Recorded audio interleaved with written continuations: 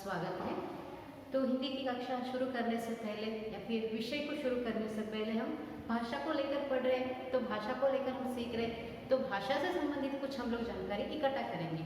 क्योंकि भाषा या फिर जिस तरह मैंने पिछले कक्षा में कहा था कि भाषा को उपयोग करना है या फिर प्रयोग में लाना है तो शुद्ध भाषा आवश्यक है।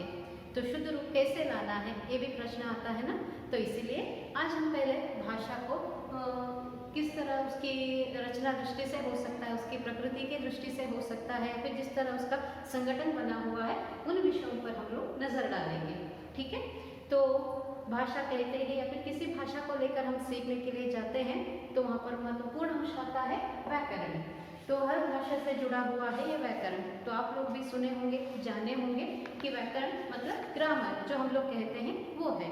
तो क्या है व्याकरण, जानते हैं आप लोग? व्याकरण का अर्थ आपको पता है या फिर किस तरह व्याकरण का इस्तेमाल होता है, इसके बारे में अगर आपको जानकारी है तो देखिए व्याकरण क्या करता है। प्रश्न आता है, हर भाषा से जुड़ा हुआ है व्याकरण। तो व्याकरण है कि हर भाषा को, जिस भाषा में भी आप व्याकरण का इस्तेमाल करते हैं तो उसका काम है भाषा को सुधारित रूप देना है। सुधारित भाषा का इस्तेमाल करने के लिए जो है व्याकरण की आवश्यकता है। व्याकरण भाषा को शुद्ध करता है।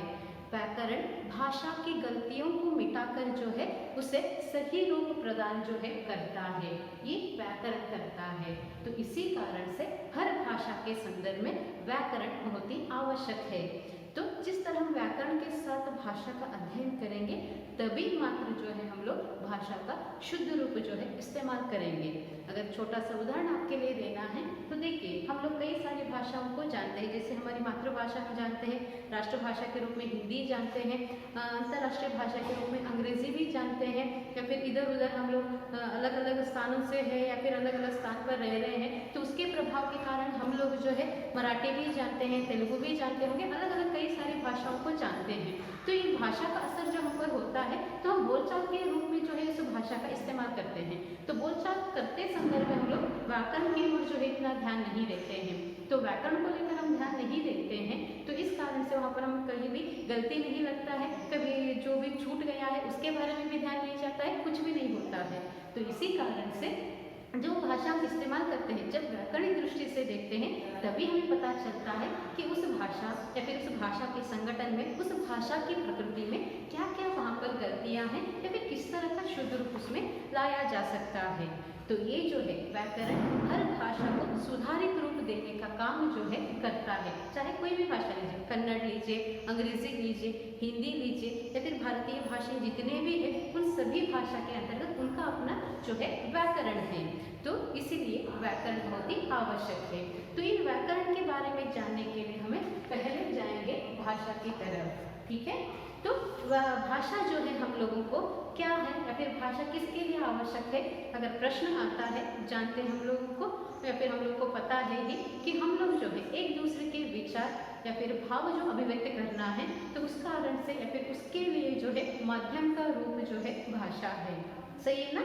मैं कुछ आपको कह रही हूँ, मेरे विचार यहाँ पर प्रकट कर रही हूँ कि आप तक पहुँचना है। तो आप तक पहुँचना है तो क्या माध्यम है हम दोनों के बीच में? ये भाषा है। इस भाषा का मैं इस्तेमाल कर रही हूँ और वो जो है आप तक पहुँच रहा है। तो एक दूसरे के बीच में ये जो संबंध स्थापित करने वाला है वही जो है भाषा कहलाता है। भाषा के लिए ध्वनि है, मतलब उसके लिए आवाज़ है। मैं आवाज़ निकाल रही हूँ, उच्चारण कर रही हूँ, तो इसीलिए भाषा ध्वनित है। ध्वनि है भाषा के लिए। और ये जो भाषा है आप तक पहुंचना है, आप तक मुझे मेरे जो विचार है, मेरे जो भाव है, मुझे जो कहना है, मेरी जो अभिव्यक्ति है आप तक पहुंचना है। तो इस भाषा के माध्यम से मैं जो है आपको पहुंचा रही हूँ। तो इसीलिए छात्रों भाषा मतलब एक दूसरे व्यक्ति के बीच भाव विचार प्रकट करने का माध्यम कहलाता है।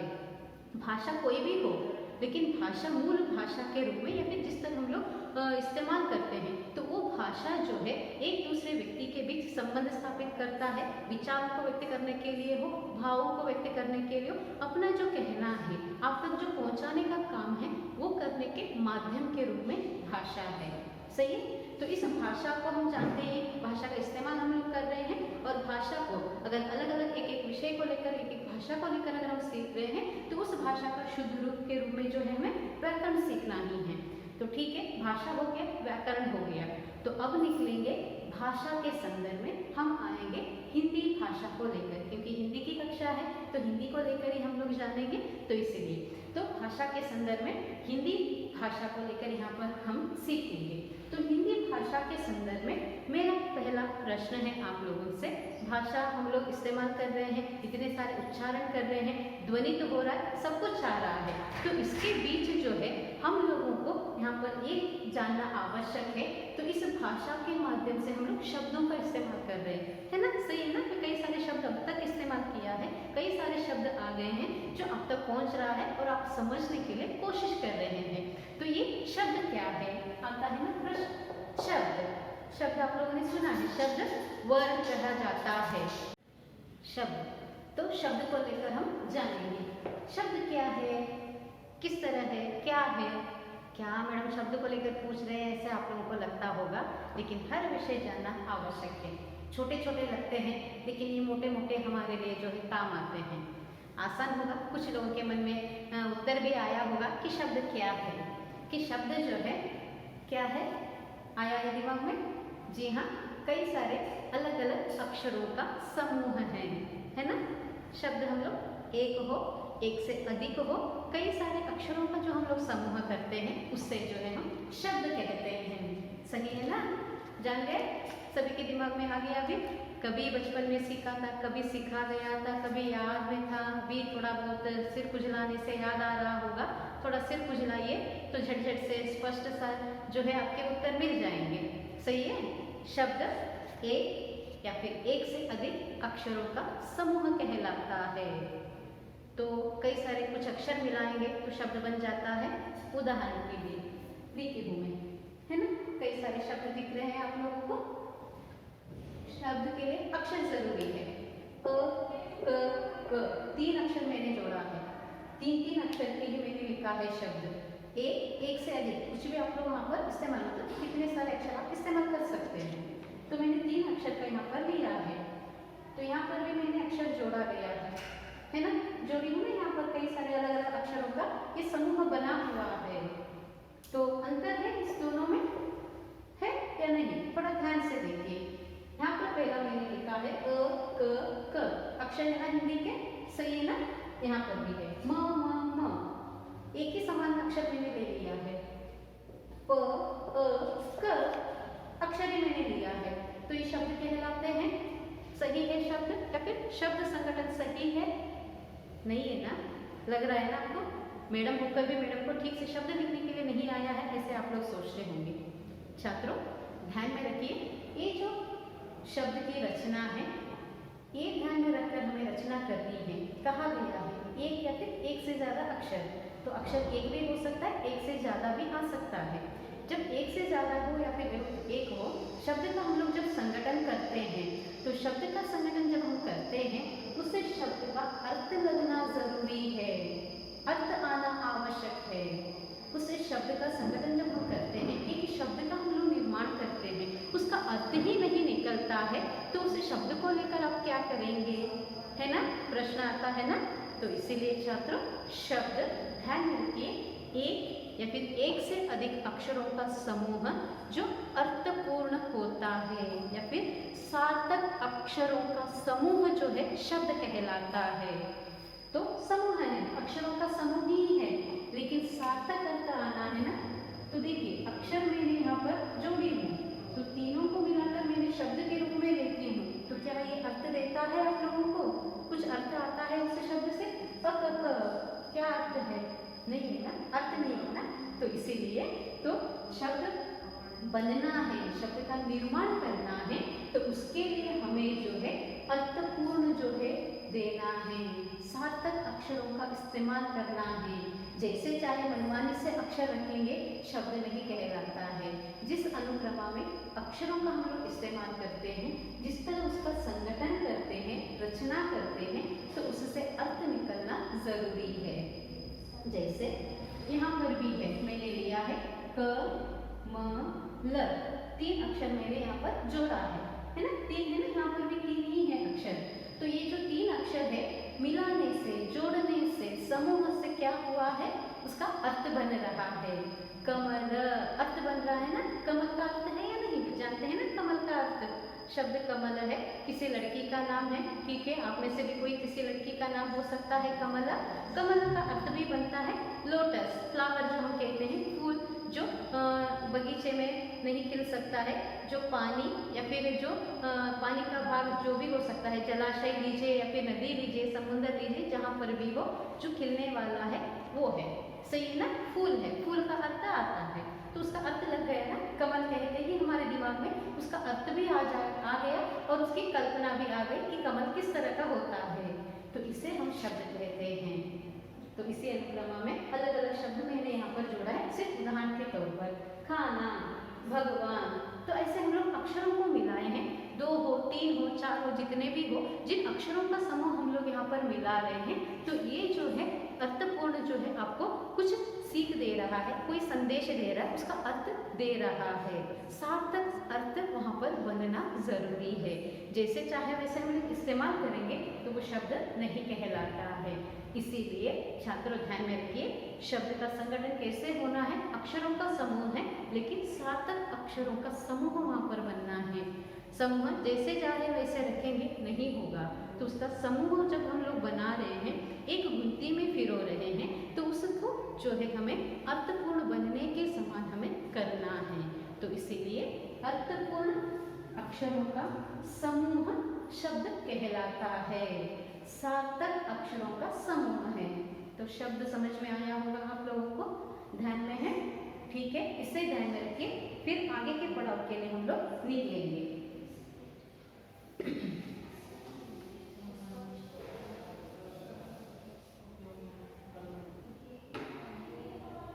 तो शब्द हो गया, तो शब्द के बाद बनता है वाक्य, है ना, शब्द समझ लिए, शब्द का निर्माण हम लोगों ने किया है, तो अभी बनता है वाक्य।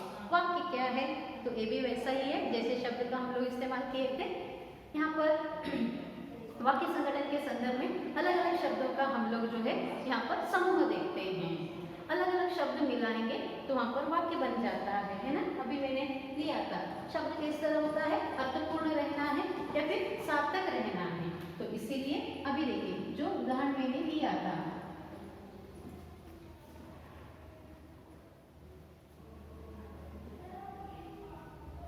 वही शब्द मैं यहाँ पर दोहराई हूँ। देखिए पीछे मैंने लिखा था कमल पाना भगवान, तो वाक्य है मैंने कहा, तो ये वाक्य बनता है, सही वाक्य है, लग रहा है, नहीं है ना।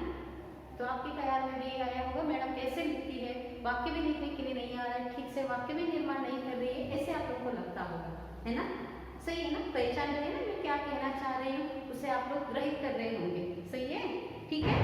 देखिए तो वाक्य का संगठन बनना है, ठीक है, हमें शब्दों की आवश्यकता है, अर्थपूर्ण शब्दों की आवश्यकता है, लेकिन उन अर्थपूर्ण शब्दों को उसी अनुक्रमा में जोड़ना है जिन अनुक्रमा में उसे रखना है, तो उसे वाक्य संगठन कहा जाता है, वाक्य रचना कहा जाता है। सार्थक शब्द है हमारे पास और उसे ठीक तरह से हम लोग रख नहीं पा रहे हैं, उस जगह पर उसका जोड़न हम लोग नहीं कर रहे हैं, तो वाक्य कैसे वो बन सकता है या नहीं। तो इसीलिए छात्रों वाक्य मतलब सार्थक शब्दों का समूह ठीक अनुक्रमा में रहेगा तो मात्र वो वाक्य कहलाता है। अगर उदाहरण के लिए एक वाक्य देना है तो आपके मन में भी कई सारे वाक्य आए होंगे, तो देखिए सीता गाना गाती है,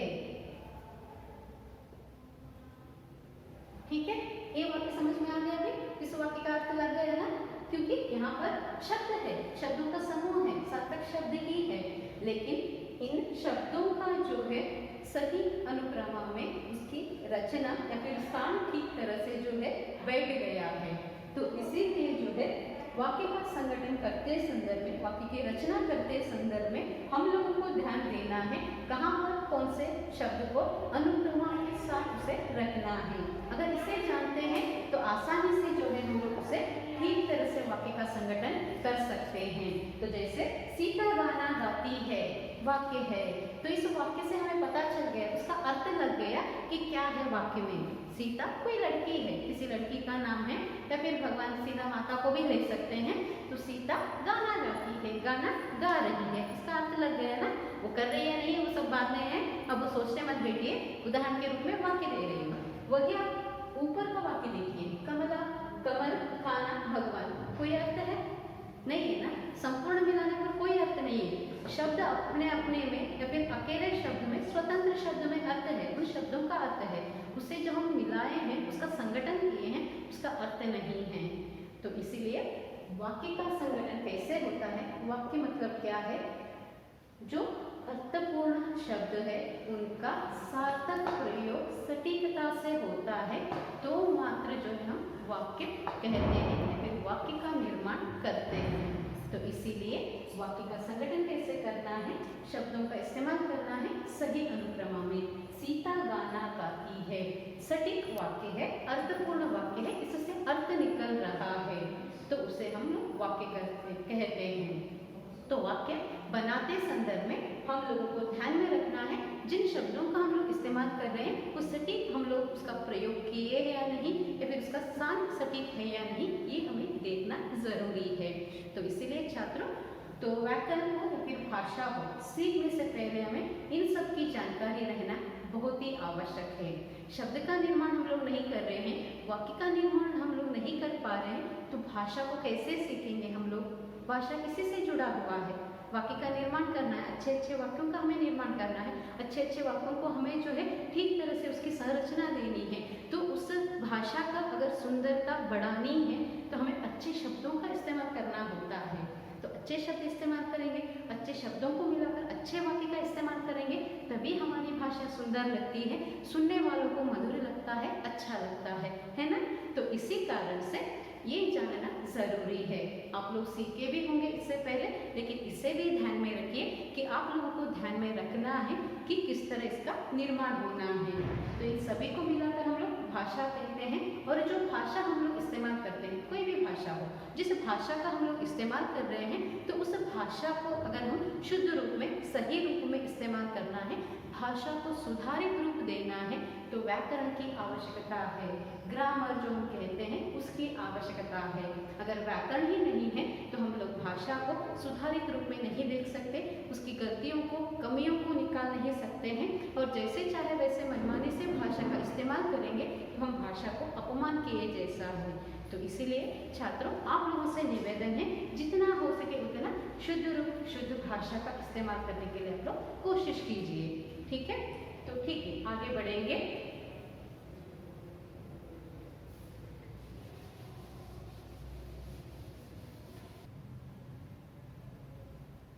तो छात्रों, अब तक हम लोगों ने व्याकरण को लेकर, भाषा को लेकर सीखे।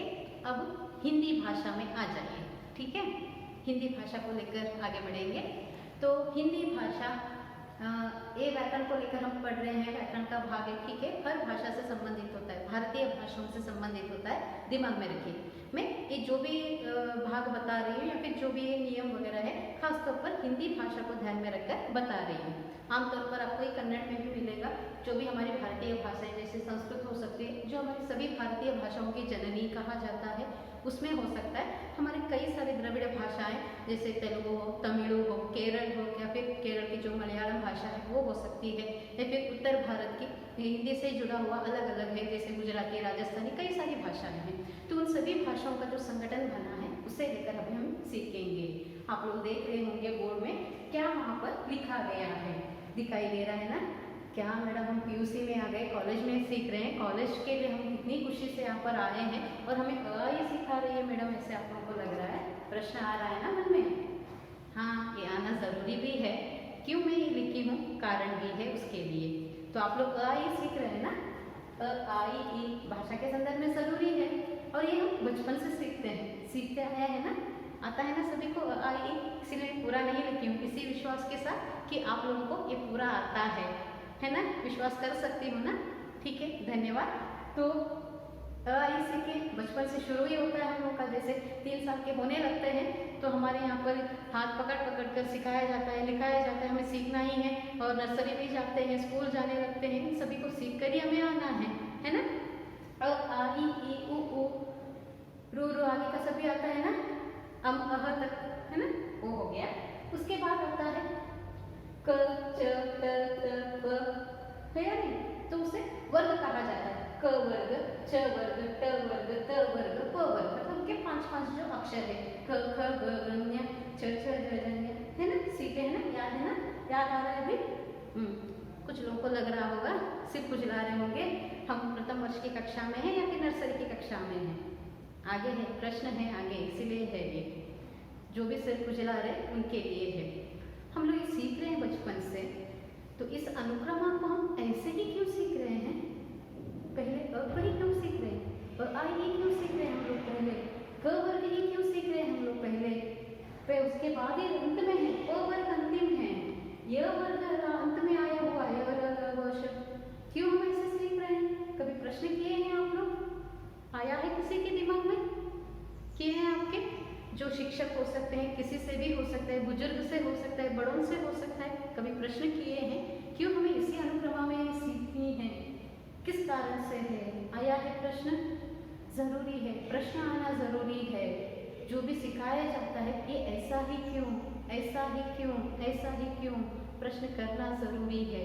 जितने प्रश्न हमारे दिमाग में आते हैं, जितने हम लोग प्रश्न करने के लायक बनते जाएंगे और हिम्मत के साथ जैसे हम प्रश्न करते जाएंगे, तभी हमारा दिमाग तेजी से काम करता है। अगर हम लोग प्रश्न नहीं करेंगे, काम नहीं करेंगे, जो हमारे मन में जिज्ञासा है, कुतूहलता है, उसे बाहर नहीं निकालेंगे, तो हम लोग जहाँ बैठे हैं वहीं पर बैठे रहेंगे। हमारा दिमाग सड़ते जाता है। आलू को रखते हैं एक जगह पर, बहुत दिनों तक वैसे ही रखे, क्या होता है? सड़ जाता है ना, काम का नहीं रह जाता है। दिमाग में वैसा ही होता है। हम दिमाग के लिए काम देंगे, हमारा दिमाग तेजी से काम करता है। अगर काम नहीं देंगे तो वो भी सड़ जाता है, स्तब्ध हो जाता है, सोचने की हमारी क्षमता कम होने लगती है, कमजोर होने लगती है। तो इसीलिए जो भी प्रश्न आते हैं तो तुरंत उस प्रश्न का हल हमें निकालना जरूरी है, पूछकर ही सही, जानकर ही सही है। अनुक्रमा, तो इस अनुक्रमा को लेकर आपको प्रश्न अगर आया है, जानते हैं कुछ लोग, अच्छी बात है, क्यों इसी अनुक्रमा में इसे हम पढ़ रहे हैं बचपन से। तो कभी हम लोगों को पहले च वर्ग नहीं सिखाया गया है, क कमल से ही है, क ही पहले सीखना है, जिसे हम व्यंजन के अंतर्गत रखते हैं, सही है ना। ये जो वर्ग है व्यंजन में आता है, व्यंजन कहते हैं इसे, और इनको स्वर कहते हैं, सही है। अ आई अ तक जो है स्वर कहलाते हैं। क वर्ग से लेकर ग क्ष ञ जो भी है ये व्यंजन के अंतर्गत आता है। तो इनको हम इसी अनुक्रमा में क्यों सीखे हैं? प्रश्न आपके लिए है छात्रों, इस प्रश्न का उत्तर ढूंढना जरूरी है। इंतजार मत कीजिए, अभी मैं इस प्रश्न का उत्तर बताने वाली नहीं हूँ, ये सोचने का काम आपका है, इसलिए मैंने कहा है दिमाग के लिए काम देना है। तो ये जानना आप लोगों के लिए ज़रूरी है कि हम बचपन से इसे इसी अनुक्रमा में क्यों सीखे हैं। तो संक्षिप्त होकर मैं यहाँ पर और एक बार आपको दोहराना चाहती हूँ इस स्वर और व्यंजन को लेकर। स्वर हमेशा स्वतंत्र होते हैं, उनके साथ कोई अक्षर, कोई शब्द हो, पद हो जुड़ा हुआ नहीं होता है, इसलिए उसे स्वर कहा जाता है। ठीक है। अ है, अ के साथ कुछ भी जुड़ा हुआ नहीं है, ठीक है, कैसे भी आप उच्चार कीजिए कैसे भी उसका आप लोग इस्तेमाल कीजिए, वो जो है स्वतंत्र है, तो इसी कारण से उन्हें स्वर कहा जाता है। जिन अक्षरों को हम स्वतंत्र रूप से या फिर कोई भी दबाव के साथ न उच्चारित किया जाता है उसे स्वर कहा जाता है। स्वर स्वतंत्र होते हैं, किसी अक्षर पद का दबाव वहां पर नहीं होता है, ध्यान रखिए। व्यंजन, व्यंजन हमेशा स्वर के साथ ही मिला हुआ होता है, वो स्वतंत्र नहीं है। स्वर जैसे स्वतंत्र है वैसे व्यंजन स्वतंत्र नहीं होता है। तो इसी कारण से ध्यान में रखिए, क उदाहरण के लिए एक दिखाती हूँ आपको, क का निर्माण कैसे हुआ है। क अधिक अ मिलाकर क हुआ है, ठीक है। उसी अनुक्रमा में सभी है, कोई भी अक्षर लीजिए, ख अगर लेंगे ख अधिक अ ख है। जैसे हम ये लिखते हैं ना क का की खा भी अगर जोड़ते हैं का के साथ आ है, पूरा खा नहीं होता है, हमेशा ध्यान में रखिए ये खा संपूर्ण नहीं है। तो इसकी कैसी है, ख अधिक आ मिलाकर क्या हुआ है, खा हुआ है। ठीक है, जैसे जो भी आगे बढ़ता है क खा की कुछ भी लीजिए आप लोग, हर कोई जो व्यंजन है व्यंजन में आने वाले सभी अक्षर जो है स्वर से मिला हुआ है। इन स्वरों से ही जो है पूर्ण व्यंजन का निर्माण हो पाया है। ये संपूर्ण नहीं कहलाता है, तो ये जो है आधा है, संपूर्ण नहीं है। कन्नड़ में अगर कन्नड़ वाले कोई है तो आप लोग देखिए कन्नड़ में आप लोग सीखे होंगे क च ट ಈ ರೀತಿ ಮಾಡೋದೇನಿದೆ ಅಂದ್ರೆ ವ್ಯಂಜನ ಅಂತೀವಿ ನಾವು, ಅಂದ್ರೆ ಆ ಅಕ್ಷರಗಳು ಸಂಪೂರ್ಣ ಇಲ್ಲ, ಉಚ್ಚಾರಣೆ ಸಂಪೂರ್ಣ ಇಲ್ಲ, ಅಕ್ಷರಗಳು संपूर्ण ಇಲ್ಲ।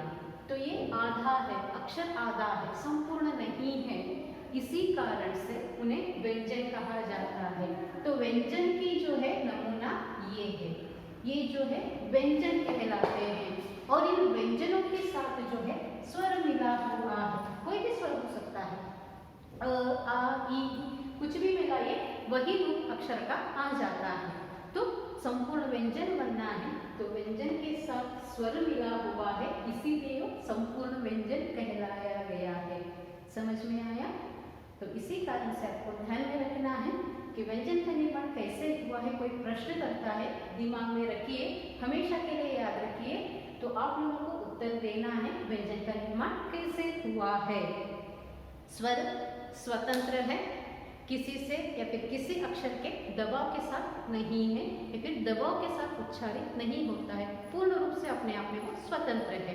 तो वही व्यंजन स्वर से मिला हुआ है, स्वर के साथ है, तो इसी कारण से वो पूर्ण व्यंजन बनना है तो स्वर को मिलाना जरूरी है। स्वर मिला हुआ है इसीलिए वो संपूर्ण अक्षर जो है कहलाता है। तो ध्यान में रखिए स्वर और व्यंजन का अंतर किस तरह से निर्माण हो गया है। तो स्वर और व्यंजन क्या है हम लोगों ने जाना है। फिर अभी प्रश्न आता है, मेरे पहले के प्रश्न की ओर बढ़िए, मूल प्रश्न की ओर बढ़िए। मेरा प्रश्न था कि हम लोग बचपन से इसे इसी अनुक्रमा में क्यों सीख रहे हैं, है या नहीं? प्रश्न है ना? तो इसीलिए जानने के लिए कोशिश कीजिए क्यों अनुक्रमा इसी को दिखाया गया है या फिर इसी अनुक्रमा में हमें पढ़ाया गया है। हम लोग बुद्धू है या फिर जो कोई भी इसे बनाया है शायद वो भी बुद्धू होगा जो हमें इसी अनुक्रमा में सीखने के लिए कहा है। सही है? ऐसा है? जो भी समझे हमें ही बुद्धू समझे या फिर जो उसे बनाया है उस विद्वान को भी आप लोग बुद्धू समझिए, लेकिन उसके लिए उत्तर है। कोई भी प्रश्न ऐसा नहीं है जिसका उत्तर न हो। तो इस प्रश्न का भी उत्तर है, ढूंढने का काम आप लोगों का है। ढूंढते रहिए, उसे ढूंढिए अच्छी तरह से और उसके बाद में जो है उसे लेकर मैं आपको उत्तर देने वाली हूँ। आप लोगों का जो है मुझे प्रतिक्रिया जरूरी है।